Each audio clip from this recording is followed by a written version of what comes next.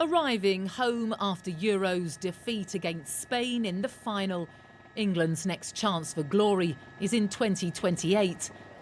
But now European football's governing body, UEFA, is threatening to ban the nation from taking part, the ultimate sanction for what it calls government interference in the running of football over plans to create a regulator for the sport.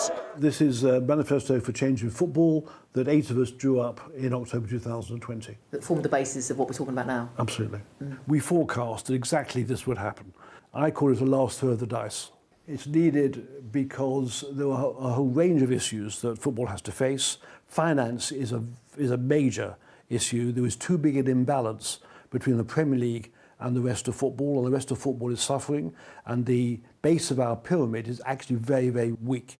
The plans outlined in July's King's Speech were first drawn up by the previous government, now taken on by Labour. But UEFA isn't happy and has written to the Culture Secretary, making it clear that the game's independence was a fundamental requirement. In theory, it could mean English clubs would also be unable to compete in the Champions League. The idea that England could be excluded from the Euros is seen as a worst-case scenario that's highly unlikely to become a reality, which is a relief all round, because apart from anything, England are co-hosts in 4 years' time.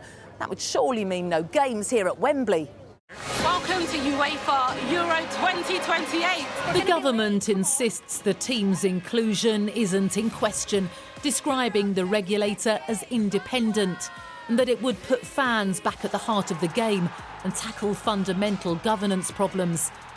It would also deal with issues such as previous plans for a breakaway European Super League.